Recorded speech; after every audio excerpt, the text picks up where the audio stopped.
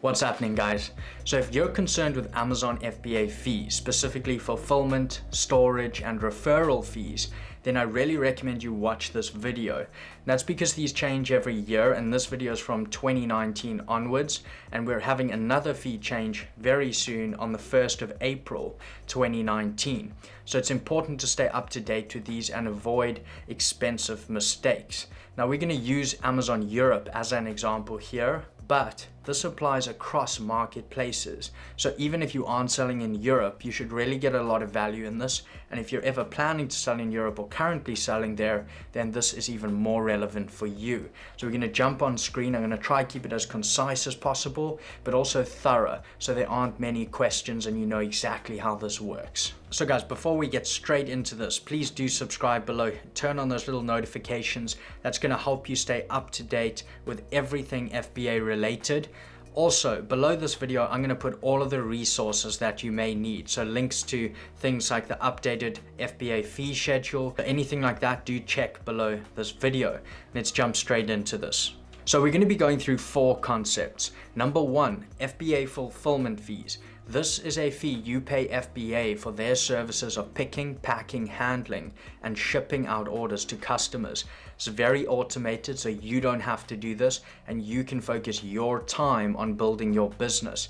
Now in Europe, you have domestic and cross-border FBA fulfillment fees. The second fee that we're going to be getting into is FBA storage fees. Now these are quite minimal unless you hit the long-term storage fees, but we're still going to go into exactly how you can calculate this per unit.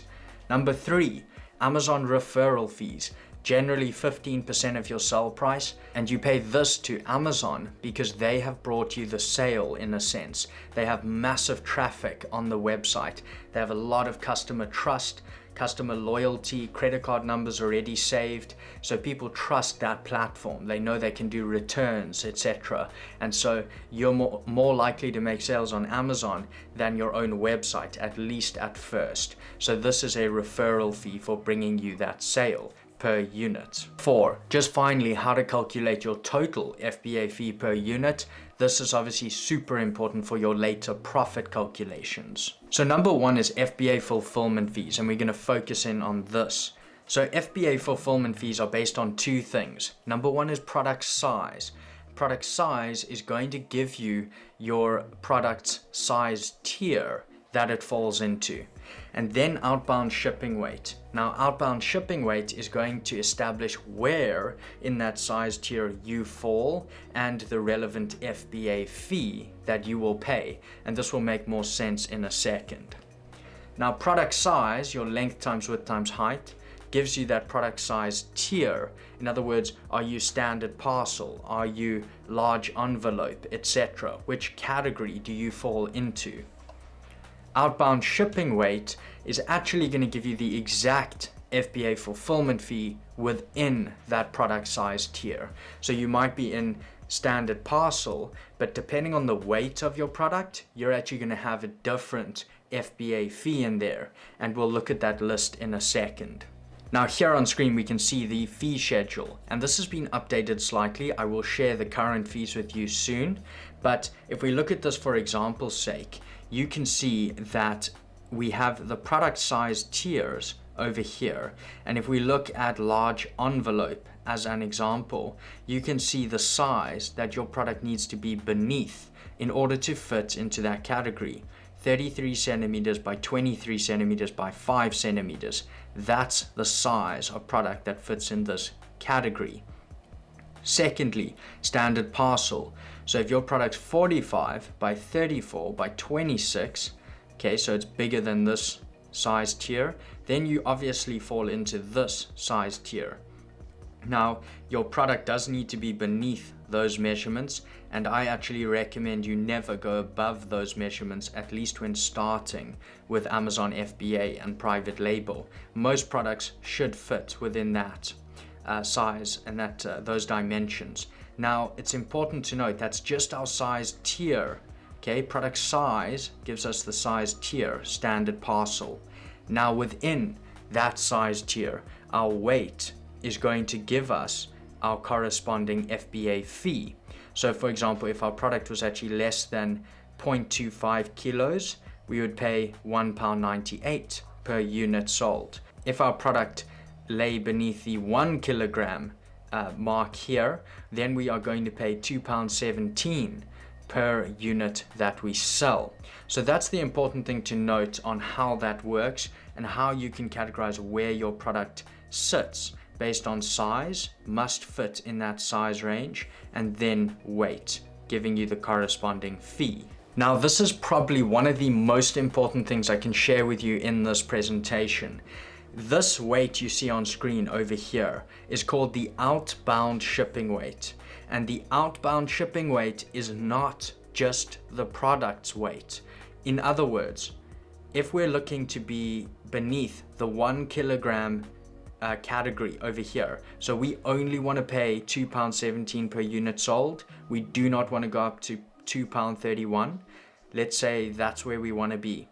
1 kilogram is the outbound shipping weight. Now, outbound shipping weight is equal to the actual product weight plus Amazon packaging weight. Now, if you have a look at what I have on screen here, whenever a package from Amazon arrives, it comes in Amazon packaging. Now, if we focus on this unboxing here, the Amazon packaging, that box, that kind of filler packaging and bubble wrap and whatever else you have in there, that is Amazon's packaging weight. That makes up extra weight that Amazon adds to your product by default every time they send that product out. So if this were your product over here, it's important to understand that your outbound shipping weight is not just the weight of this item. It's this weight, the weight of this item, plus the packaging weight that Amazon attributes to that size of product. The standard default packaging weight that Amazon adds to your product based on that size tier. So if you look at this sheet here, you'll notice that next to each size tier, there's this little 100 grams or 40 grams. And that is actually the packaging weight that Amazon is going to add to your product by default. And that is what you have to account for in these amounts. In other words, if you're looking for a 1 kilogram product, you want to be beneath this range, then you have to make sure you include this 100 grams, because this 100 grams is included in this weight. In other words, the max size of actual product, okay, actual product weight that you can have would be 900 grams, because Amazon is going to add this 100 grams to your product as well, giving you 1,000 grams, 1 kilogram, and you will pay this fee. So that is extremely important to understand. Now, if we look at this, you want to always take note of the packaging weight. So when you're doing actual product research, how can we use this to our advantage? And what you want to do is, let's say you want to make sure you're below the 1 kilogram size tier, okay, and pay £2.17. Well, you're going to take that size tier's weight, okay, 1,000 grams or 1 kilo, and deduct its packaging weight. So you take 1 kilo or 1,000 grams minus 100 grams is going to equal 900 grams.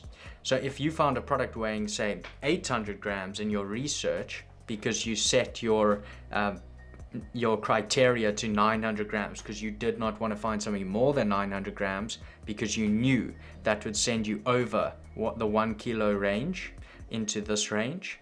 Now you find a product that weighs 800 grams. Amazon will add the packaging weight for this size tier, and your product will actually weigh 900 grams. Now 900 grams is less than the 1 kilo that we're looking for, and so you will pay the £2.17 FBA fulfillment fee per unit. Now on screen here, you're actually going to see the packaging weight per size tier. This is much clearer and easier to see. So if you fall into the small envelope area, your packaging weight's 20 grams.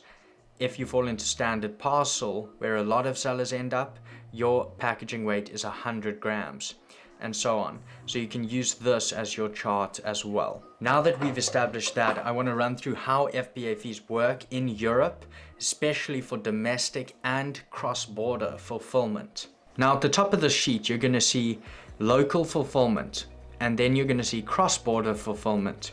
These are the two big categories. Now, local fulfillment pertains to domestic FBA. In other words, I store my inventory here and I ship it out to customers here. Now, you'll notice that it lists UK, Germany, France, Italy, and Spain. And what that means is if your home marketplace is UK and you're storing inventory in the UK and fulfilling items to UK customers, here's your FBA fee. Then in this block, for Germany, Poland, and Czech Republic are your FBA fees, and for Germany only are your FBA fees.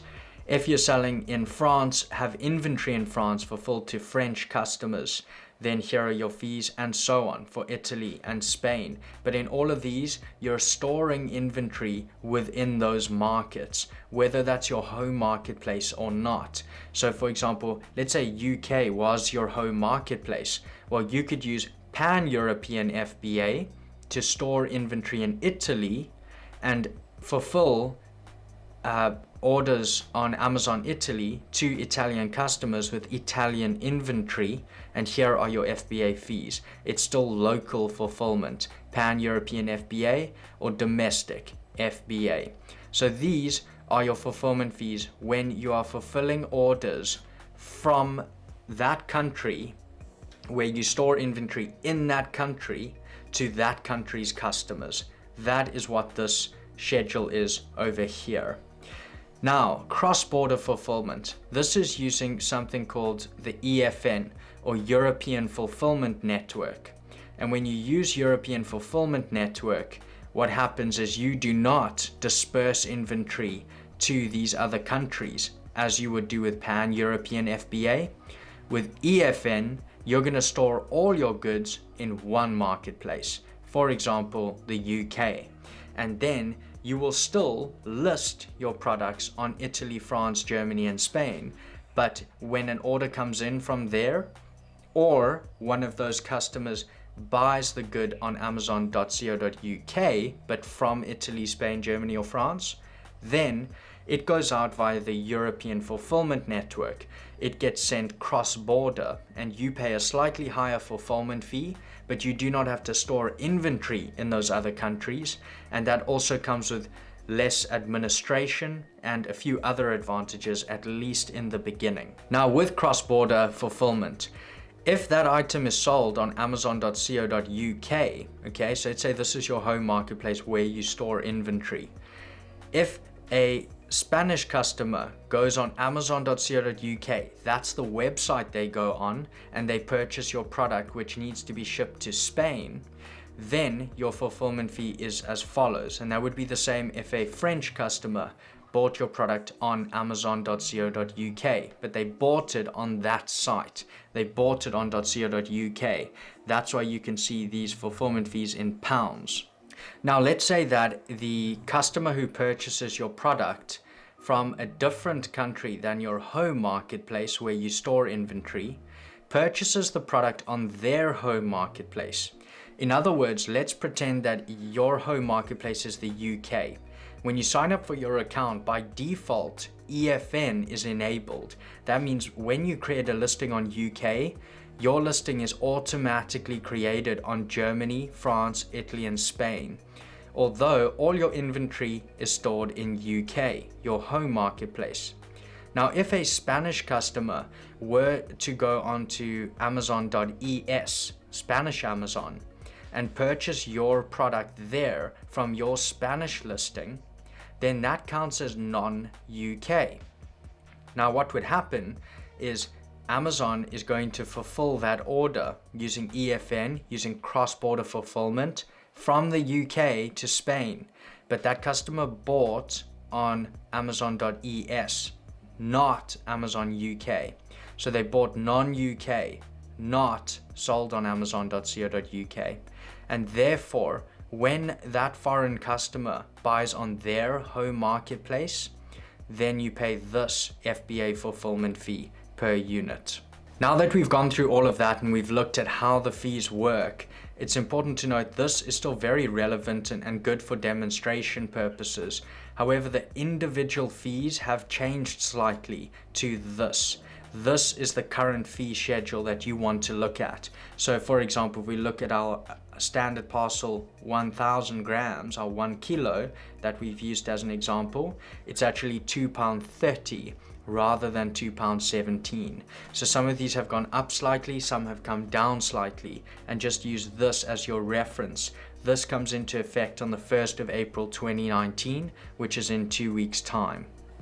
FBA storage fees. So Amazon charges a monthly storage fee in 2 separate areas of the year. Jan to September, slower moving, cheaper fees. October to December, Q4, fast moving, higher fees. They also have a 6 to 12 month midterm type of long-term storage fees, 180 to 365 days that inventory has been in the warehouse, classified as slow moving.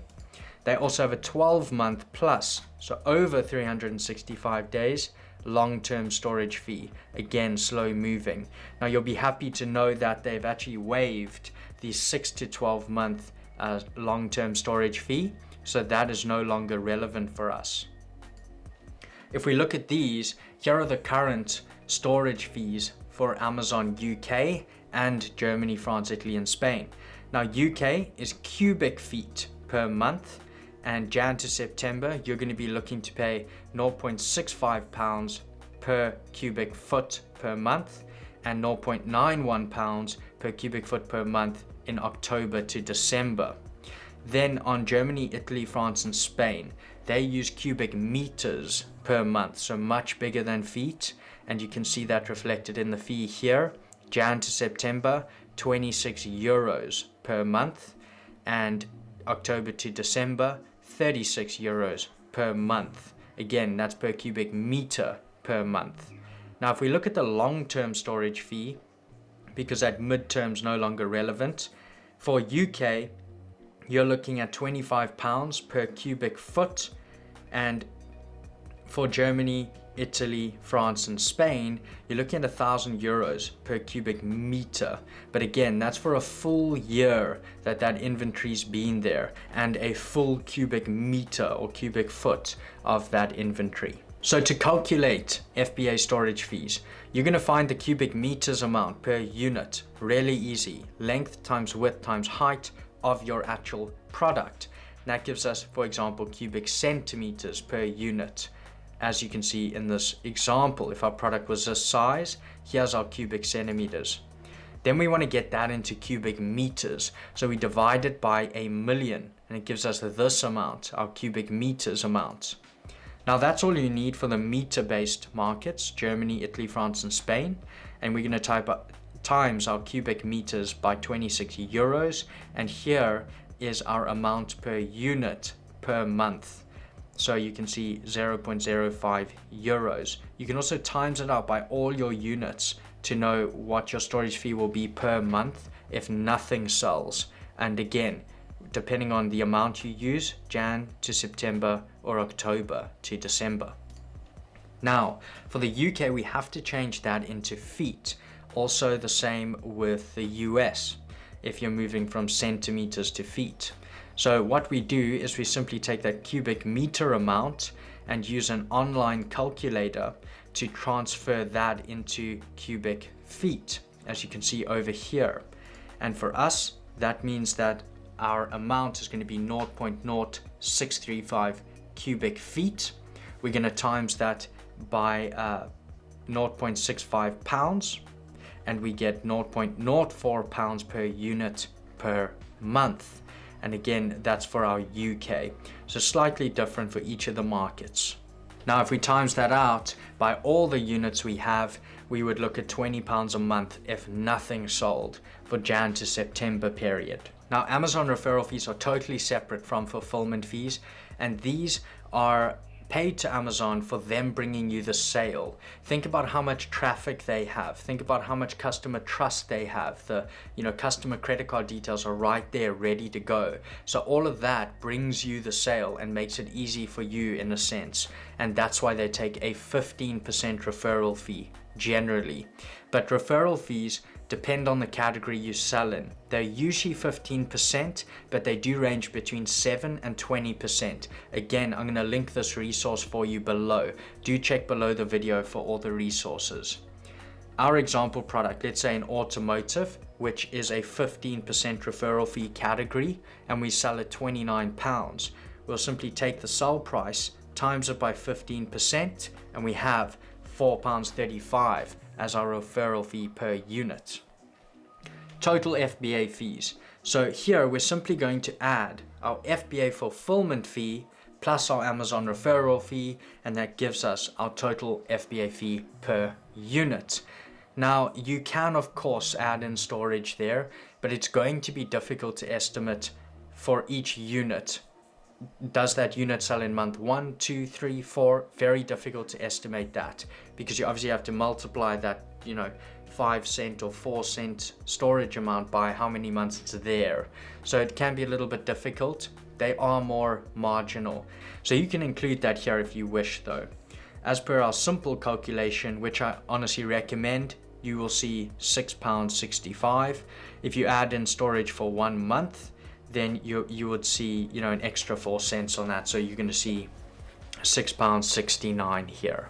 And that is it, guys. Please do leave questions below. Let me know if I skipped anything below or what you would add to this. And if you did get value in this, please subscribe below, turn on those little notifications. That way you're going to be able to stay up to date with everything FBA related. Well, thank you guys so much for joining in, and I'll see you in the next video.